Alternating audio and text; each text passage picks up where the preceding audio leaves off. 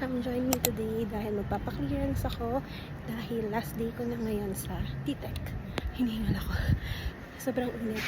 Bago ako pupunta ng T-Tech, magpapagupit muna ako ng hair. Oh, lakas ang hangin. And kung magtataka kayo kung bakit papunta pa lang ako. Nag-leave kasi ako ng 2 days. So technically, ang last day ko talaga ay today. Pero nag-leave ako ng Wednesday. Ano? Grabe, lakas ang hangin. Magpapagupit po. Tapos bumibili kasi siya ng gamot agad. Order po man siya.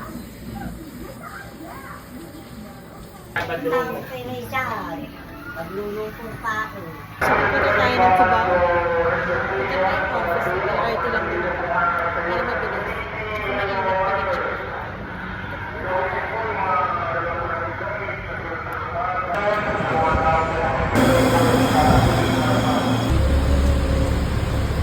Malapit na ako sa office.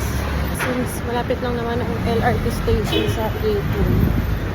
Mixed emotions. Masaya ako bakit? Sad din ako. Pero excited.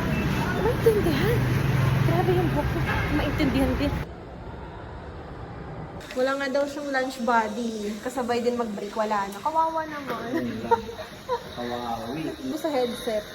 Kasama talaga yun. Kasama talaga yun.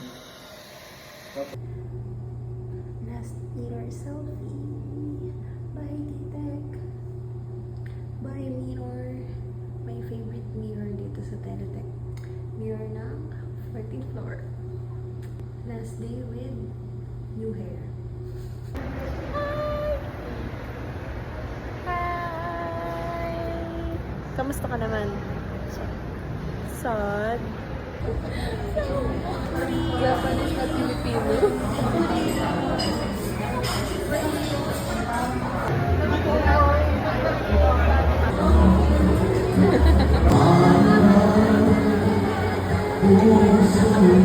So, galakad pa tayo. Ano to? Ano? Living? Naka-sale dito sa Puma. Daming tao. Wala naman ako mapili. Na para bang may pambili siya.